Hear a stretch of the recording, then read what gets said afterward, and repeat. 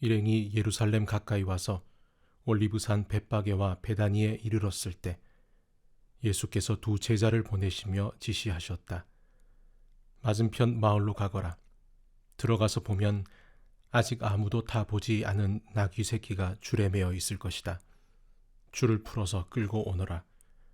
왜 그러시오 하고 누가 묻거든 주님께서 필요로 하십니다.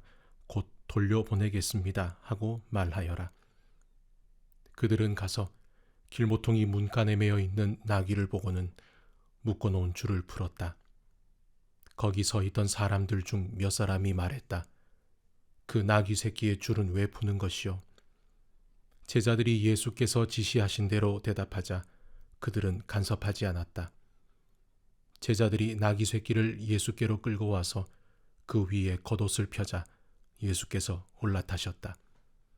사람들이 예수를 열렬히 환영했다. 길 위에 자기 겉옷을 펴는 사람도 있었고 들에서 베어온 풀을 까는 사람도 있었다. 그들은 앞에서 걷고 뒤에서 따르며 소리쳤다. 호산나, 복되다 하나님의 이름으로 오시는 이여, 복되다 장차 올 우리 조상 다윗의 나라여, 하늘 가장 높은 곳에서 호산나. 예수께서 예루살렘에 이르러 곧 성전에 들어가셨다. 예수께서는 성전을 둘러보시며 모든 것을 마음에 두셨다. 그러나 이미 시간이 늦어 12 제자와 함께 베다니로 돌아가셨다. 이튿날 그들이 베다니를 나설 때 예수께서 배가 고프셨다. 그분은 저만치 떨어진 곳에 있는 잎이 무성한 무화과 나무 한 그루를 보셨다. 예수께서 혹시 아침 끼니가 될 만한 것이 있을까 하여 다가가셨지만 무화과 잎사귀밖에 없었다. 아직 무화과철이 아니었다. 예수께서 나무에게 말씀하셨다. 다시는 아무도 내게서 열매를 먹지 못할 것이다. 제자들도 그 말을 들었다. 그들이 예루살렘에 도착했다.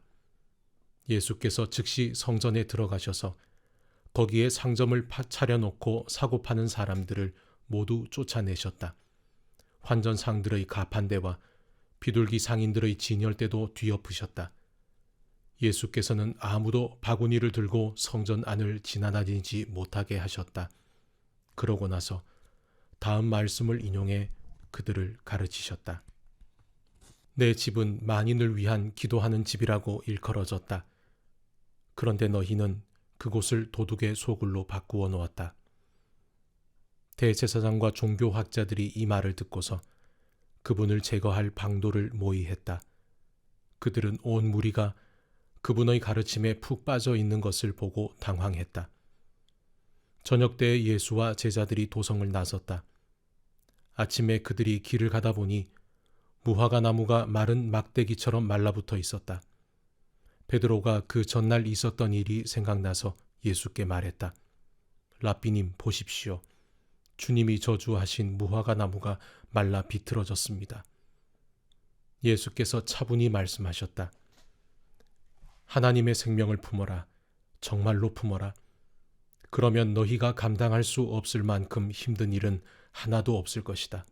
예컨대 얼버무리거나 망설일 것 없이 이 산더러 가서 호수에 뛰어들어라 하고 말하면 그대로 이루어질 것이다. 그래서 내가 너희더러 작은 일부터 큰 일까지 모든 일에 기도하라고 강권하는 것이다.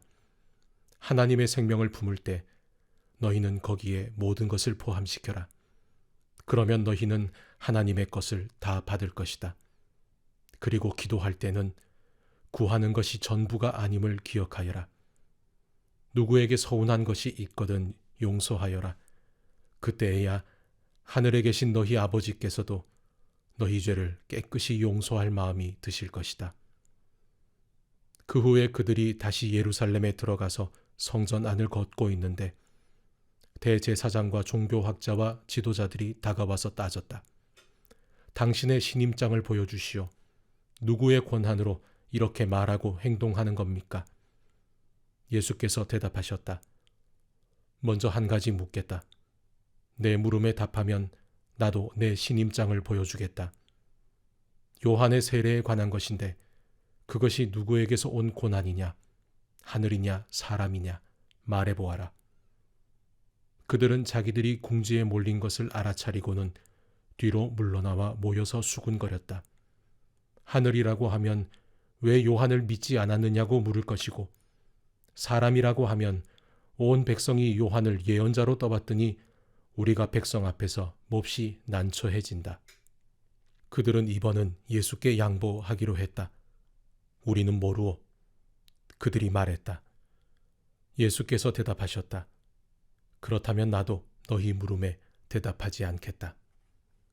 예수께서 그들에게 여러 이야기를 들려주기 시작하셨다. 어떤 사람이 포도원을 세웠다. 그는 포도원의 울타리를 치고 포도즙 짜는 틀을 파고 망대를 세운 다음에 소작농들에게 맡기고 먼 길을 떠났다. 수확할 때가 되자 그는 수익을 거두려고 소작농들에게 종 한 사람을 보냈다. 소작농들은 그를 잡아서 마구 때려 빈손으로 돌려보냈다. 주인이 다른 종을 보내자 그들은 그를 골탕 먹이고 모욕을 주었다. 주인이 또 다른 종을 보내자 그들은 그를 죽여버렸다. 주인은 계속해서 많은 종들을 보냈으나 소작농들은 그들을 때리기도 하고 죽이기도 했다. 결국은 한 사람밖에 남지 않았다. 사랑하는 아들이었다. 포도원 주인은 최후방책으로 아들을 보내며 저들이 내 아들만큼은 존중하겠지 하고 생각했다. 그러나 소작농들은 오히려 이것을 기회로 삼았다. 그들은 욕심이 가득하여 두 손을 비비며 말했다. 이 자는 상속자다. 그를 죽이고 우리가 재산을 다 차지하자. 그들은 그 아들을 잡아 죽여서 울타리 밖으로 내던졌다. 너희 생각에는 포도원 주인이 어떻게 할 것 같으냐? 맞다. 그가 와서 그들을 다 없애버릴 것이다. 그리고 포도원 관리는 다른 사람들에게 맡길 것이다. 너희가 성경을 직접 읽어보아라. 석공들이 내버린 돌이 이제 모퉁이 돌이 되었다. 이것은 하나님이 하신 일, 눈을 씻고 보아도 신기할 따름이다. 대제사장과 종교학자와 지도자들은 당장 예수를 잡고 싶었으나 여론이 두려워 참았다. 그들은 그 이야기가 자기들을 두고 한 것임을 알았다. 그들은 서둘러 그 자리를 떠났다.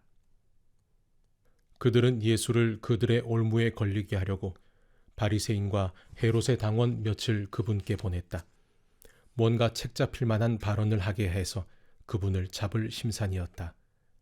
그들은 다가와서 말했다.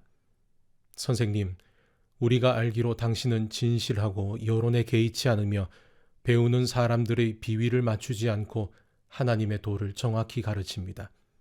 그러니 우리에게 말해 주십시오. 황제에게 세금을 내는 것이 법에 맞습니까? 맞지 않습니까? 예수께서 그 질문이 계략임을 아시고 말씀하셨다. 왜 나를 속이려고 드느냐? 동전을 가져다가 내게 보여라. 그들이 예수께 동전을 건넸다. 여기 새겨진 얼굴이 누구 얼굴이냐?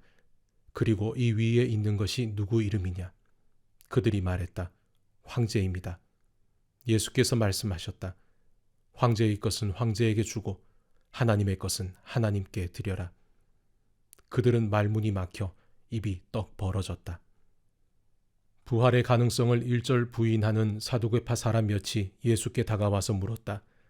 선생님, 모세는 기록하기를 남자가 자식 없이 아내를 두고 죽으면 그 동생이 형수와 결혼해서 자식을 낳아줄 의무가 있다고 했습니다. 한 번은 7 형제가 있었습니다. 마지가 결혼했는데 자식 없이 죽었습니다.